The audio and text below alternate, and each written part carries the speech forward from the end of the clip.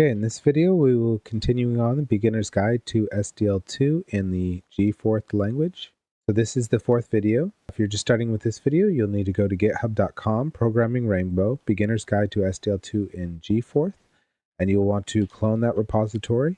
And since this is the fourth video, and if you're just starting out, you can grab the code that we finished off with that would be in the third video folder. You can grab that main.fs file and copy it into the top level directory. So where we left off with in the last video, and I do believe I forgot to change I did. I forgot to change the title up here to background.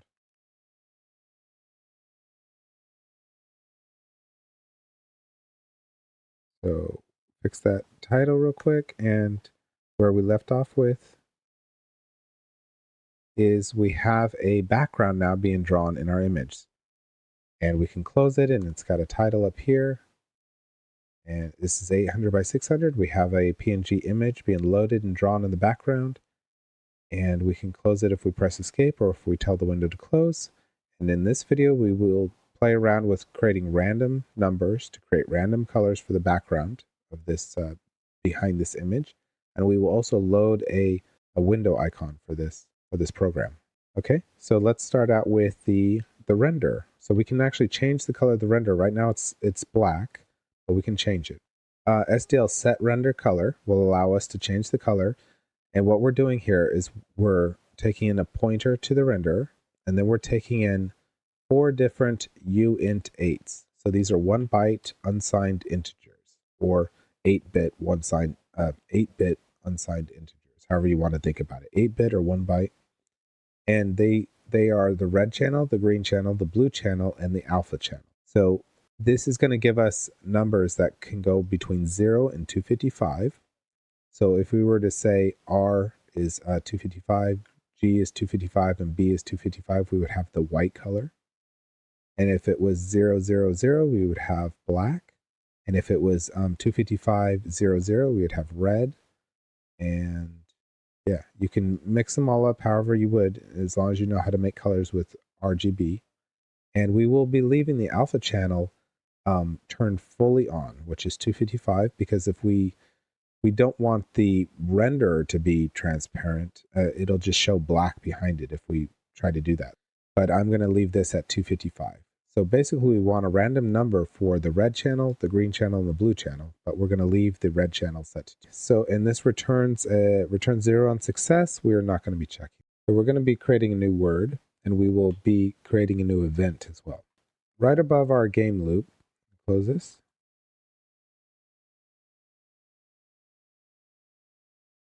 Right here, we'll create a new word called random color. I called it random color render. I think we'll just call it random color. Random color, and I will say that it is not taking anything from the stack, and it's not putting anything on the stack. And remember, we need a couple things here on the stack. We need the render, and then we need these 4 different numbers that are all 0 to 255, but the final one is actually just going to be 255. So let's just test out some numbers here. So let's put the render on the stack. And then if we wanted to do, say, a medium color green or dark green, yeah, I'll say a medium color green. I'll turn the red channel off, and the green channel, I'll put it on, say, at 128, or yeah, 127, 128, whatever half is 255 is. And the blue channel, I'll turn that off, and then the alpha channel, I'll put on 255. Okay, so all these are on the stack. We have the address of the renderer on the stack. We have a 0, a 127, a 0, and a 255. These are all going to be consumed now by this SDL set render. It's just render. It's not renderer. It's render draw color. Okay. Now this is going to return whether this failed or not, and we're not checking this one because again, this is happening in the game loop. So I'm not going to check this one. So I'm going to drop the answer to this. Okay, and then we will finish the semicolon. Okay, so we have this, it says random number, but even though we've hard-coded a number, we will change this. But what I want to do is go down to here, and I want to be able to check if another key was pressed. So we have this, we captured the output, we've captured what key has pressed, and now we're checking it, right? So since I want to check it twice, I'm going to duplicate it first. Okay, so that means after I've checked it for this one, it'll still be on the stack, so I can check it again down here. And I'm going to say SDL scan code, and I don't want to check it against escape, I want to check it against space. Okay, just like what we did above. So just right here, I'm actually putting on the stack, so I'm just duplicating it so I can check it here and then check it here again. So that there's two copies of it, basically. And now we can call this new word that we have random color, and we'll close off this if with it then. Okay, this should set the color when we press spacebar to a medium green color. Okay, I'm going to press the spacebar, and we got this medium green. Okay, now what I'm going to do is I'm going to change the opacity, right? I'm going to turn it way down, say 64. Let's just see what this does. Okay, that didn't make the window opaque. It just makes the color opaque that we're putting on the render. So we end up with black again, or nearly black. There's some green going on. So since we're not making the window transparent, by making it transparent, we're just not seeing the color. So this is going to be set to 255. But we want random color, so let's go check that out. So in GForth, we have access to random numbers with the random.fs. So we do need to require this, but it is already available to us. This is a pseudo random number generator. If we don't seed it, we're going to get the same sequence over and over again. So we're going to seed it, but we're going to actually seed it with time. But what I have noticed about this, and I'll show it to you, is that when we seed it, our first random number is always going to be the same. And that shouldn't happen. But the number after that first number is different. Let's kind of check this out for a second. This is a very white. I wish people that were in web design would kind of understand that white is maybe not the best choice for any situation. You know, I like a black screen or a dark screen. This is very nice.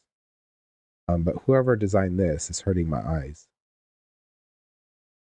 So if you design websites, please don't do this. This is terrible. Nobody wants to see this.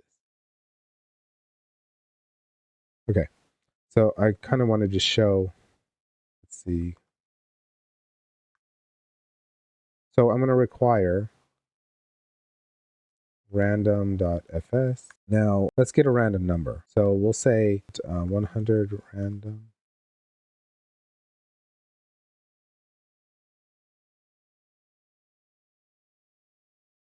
Well, I guess it just gives us zeros back if we don't seed it. So what happens if we seed it? So if we use utime, right? It's going to give us time in, I think, milliseconds. Okay, so this is the time in second in over time in seconds since 1970. Yeah, kind of see this a lot. So this is just kind of giving us a starting point to seed our random number generator. This isn't random either, but it's good enough for what we're doing. So when we seed it, let me clear this again. Whoops, clear stack. Okay, so when we seed the random number generator, it's going to look like this. Just want to see this again. Yeah, I'm going to drop this right away. I'm going to drop this 0. So it would be utime drop. Okay, so now we have that number. And I'm going to use this to seed the random number generator. Okay, so, and this is going to seed the random number generator, right? So I should have nothing else, yes, on the stack. So now if I do this 100 random, okay, it's 19, right?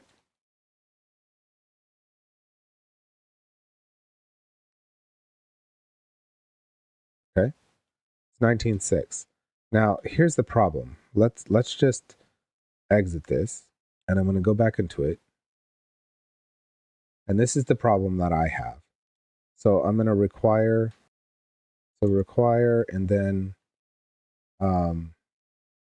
uTime, and we're going to drop it.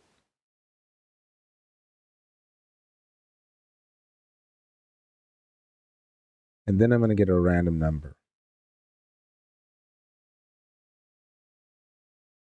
And then let's print that out.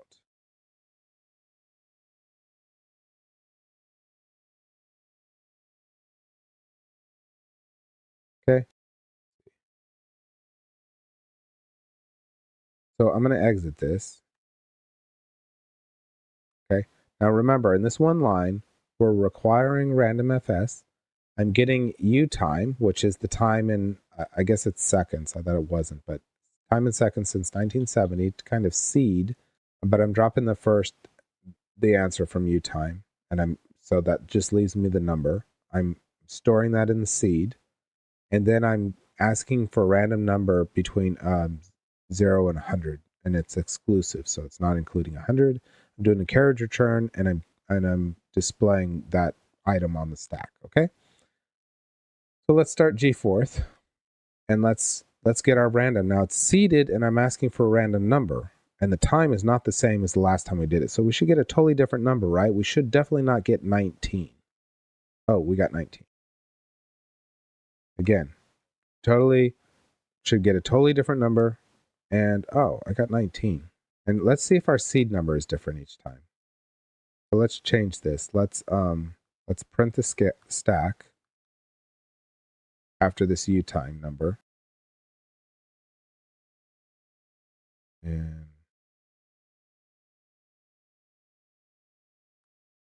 okay, we should have dropped it first.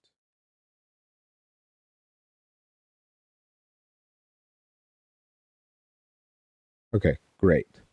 So we can verify that we're not seeding it with the same number each time. Okay. So, okay, there's my seed number. Oh, it ends in 93, and my number's 19. There's my seed number, totally different number, and it's 19. Do you see the problem here? I don't know what's the deal. I haven't seen a like bug report on this, but I can tell you that no matter what I do, the first number is going to be the same number, and it's really annoying. But after that first number, I actually do get random numbers. So the problem is I need to throw away the first number.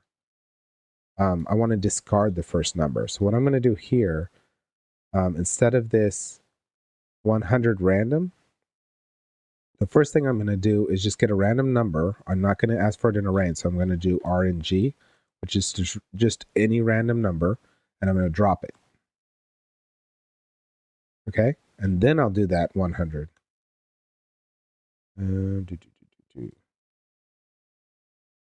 Is it not RNG? Where's my random? RND, sorry.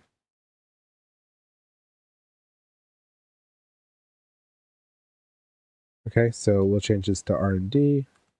Okay, now I'm going to do the buy. I come into it again, and let's see if we get. So we got 15 here and 48. So now we got 39 here and 53. So we are getting different numbers here.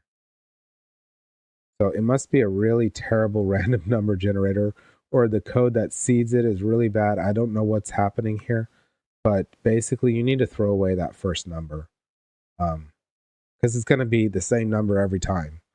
And I don't know the answer to that. I just know that that's what happens to me.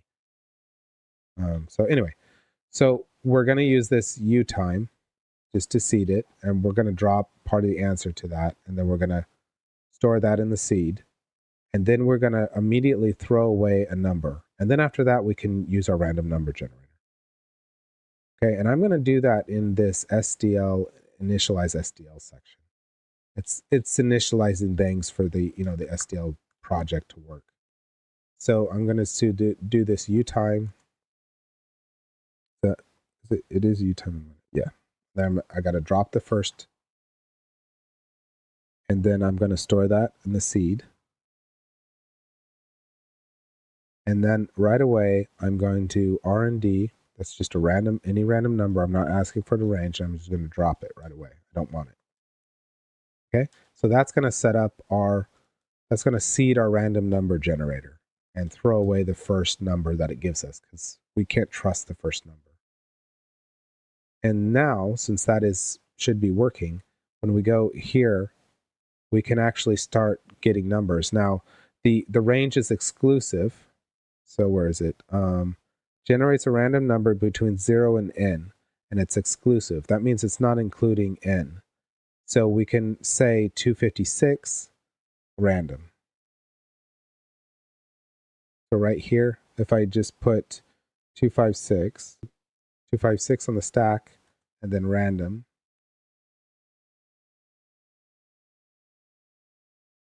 and then that's going to consume that 256 and give me a random number, right? So then I can do it again.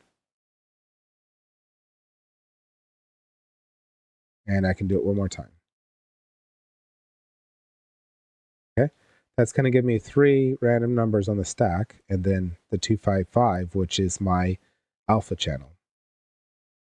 So now every time I run this, I should get a random number, or I should get a random. I did not require random. That's what I did. So up here, need to require random.fs.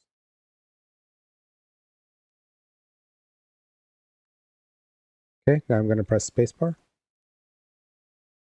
And I'm getting, every time I hit it, I'm getting a different color.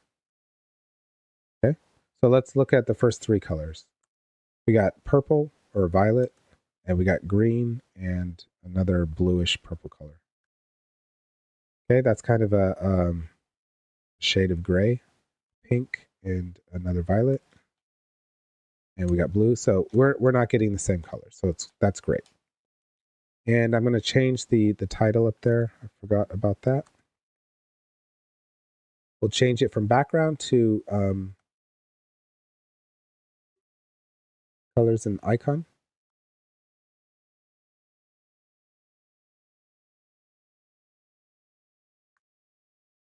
Okay, so we have colors and icon. That's our new title. And this is all working. So let's switch gears. Let's talk about the window icon. So when you're in a flooding window manager, you have an icon usually that's displayed as part of your border. Let's see. In here, let's get off this white screen. So there's little icons here. This is a bad example, I know. But these little icons in your normal just whole window, there might be an icon in the top left or top right or in your menu bar or something. So we can load that. So that is going to be called, that is going to be set window icon. But to set this window icon, we need to load a surface first, because this takes a window pointer to a window and a pointer to an SDL surface. So to load an SDL surface, we're going to use image load. This is just like image load texture that needed the render, but since it's not accelerated, it's just image load. And we don't need the render at all. This is just, we need the file location, and it returns a surface. So this is pretty simple. So we're going to load this. I'm not even going to keep it in a variable or anything. I'm just going to put it on the stack. I'm going to use it here. And then what I'm going to do is I'm going to free that memory that was allocated to it. So I'm not even going to hold on to the pointer. I'm just going to hold on long enough to free it. I'm going to use it and then free it. Okay, so let's start with image load. So this is going to be in initialize SDL. So right down here, what I need is a C-style string that's telling me the location of the image that I want to load. So it's going to be very much like this down here. So the string with the escape sequence, and it's in images. And let's look at the image real quick. This one is called G4th logo, and that's the image that we're going to load. So it's images, capital G 4th logo.png, and we need the null terminator, and we need to drop the length so that we can use it as a C-style string. So now we got this pointer to the string on the stack. So what we need to do is use the word image load. Now this is going to put the pointer to the SDL surface on the stack. So to check it, if this is, we want to check to see if this is a 0 or a real address to a surface. But then when we do that, we consume it. So we need to duplicate it because we're not storing it. So I'm just going to duplicate it. So I have two versions on the stack now. I can use one to check against if it's 0. If it's 0, we have a problem. That means that's null came back. We didn't actually get a real address. And we're going to shut down the way that we normally do. And this is going to be error loading surface. Oh, sorry. It's going to be colon space. Did I do that with, yeah. And then we call error.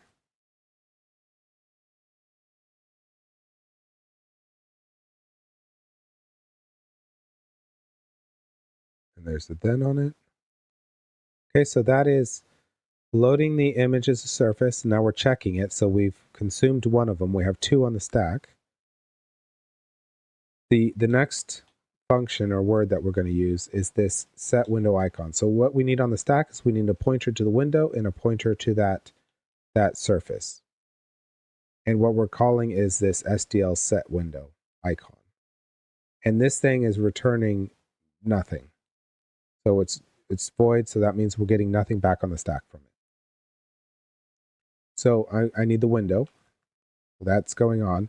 Now, these are in the wrong order. I need the, so right now I have the surface on the stack and the window on the stack. So now it's surface and window, but what I need to have is window and surface.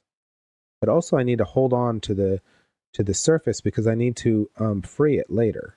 So what I'm going to do is I'm going to use over, and what over does is it takes the second item from the stack and it copies it to the top of the stack. So I'll end up with surface, window, surface.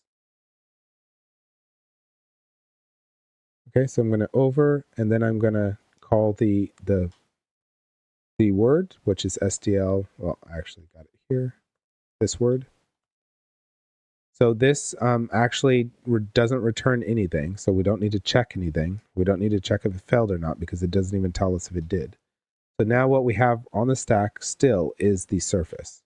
And what I want to do is I want to free this surface. And the way that we free it is with SDL free surface. So there's SDL free surface.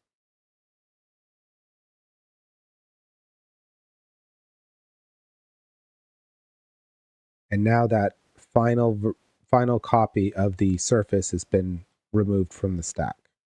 Okay, so we have we're using the string here to load a surface, and we're duplicating it. So we have two versions. We're using one to check it. The next one, we are now putting the window on it, and so now we have surface window, and we're doing the over, so it's surface window surface. This is consuming window and surface, the second two.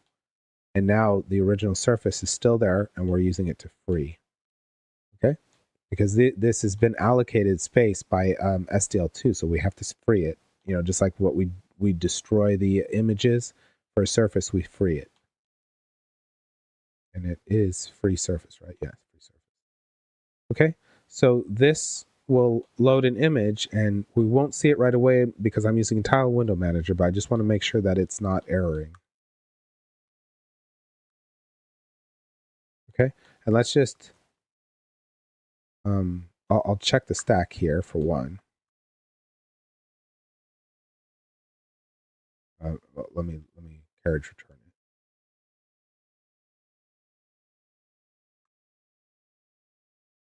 it. Okay, and also I'm going to make it error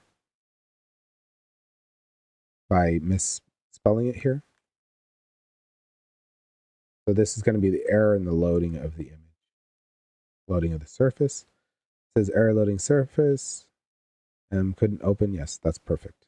Okay, so now that we know it's working, let's actually see this in action.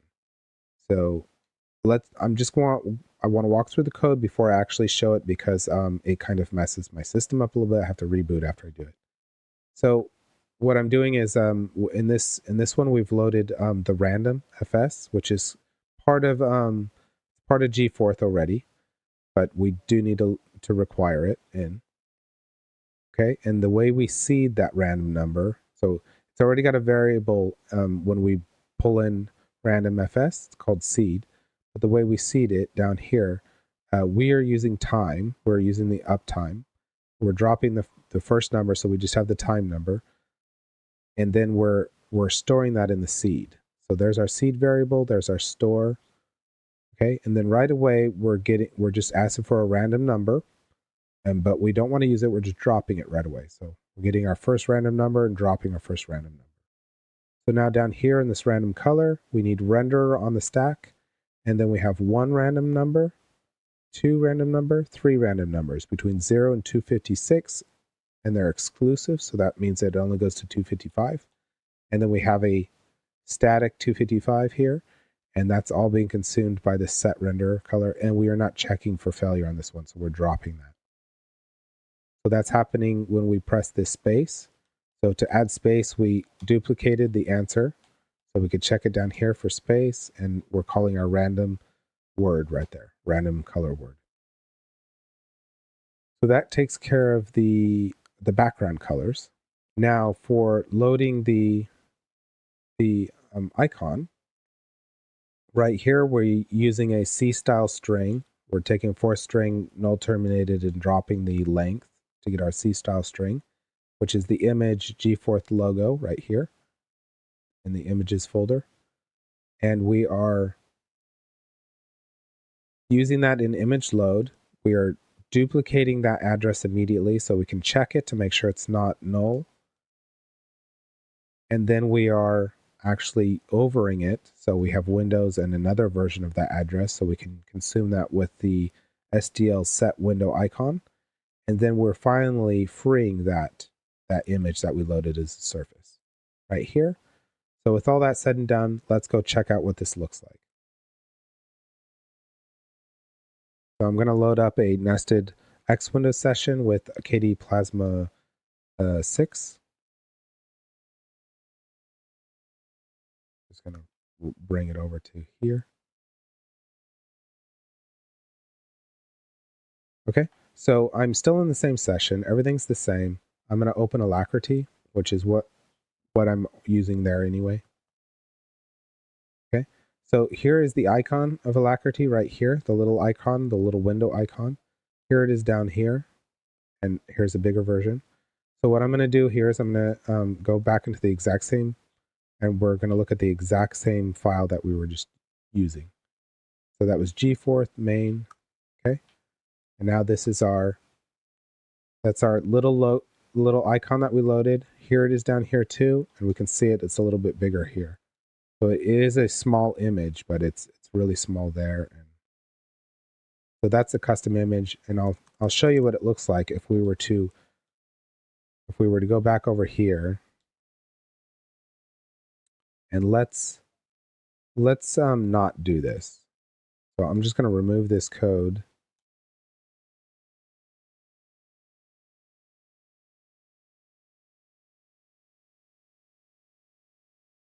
Yeah, I'm just going to comment this one line out right here. And it'll still be fine because it's still on the stack, and this is removing, freeing it, and then it's no longer on the stack. So now we're not setting. So now if we go over here and we launch it again, now we're getting just an X. This is for X Windows. Okay. So this is the default. If you don't set anything up and you're running this in X Windows, you're just going to get this X Windows icon. Okay. So let's switch it back again.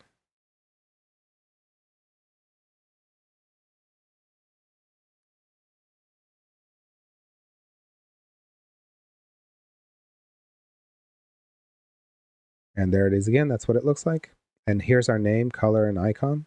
Colors and icon. And this is what it looks like down here. That's what it looks like there. So if you're in Windows or you're in Mac, I'm not sure how it looks in Mac, but in Windows, it's probably something similar to this. It's going to be a similar idea. And so that is it for this one. I hope you enjoyed that or it was entertaining. That is how you get random numbers in fourth or G4th. It does seem a little bit dodgy, the random numbers in this language. I'm not sure what's the full story with that, but that's how you get random numbers. That's how you set the render draw color. So that's also how you use RGB colors and the alpha channel.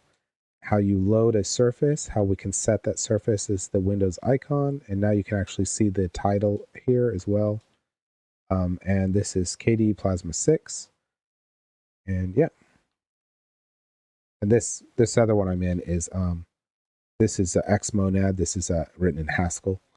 So this is a tiling window manager.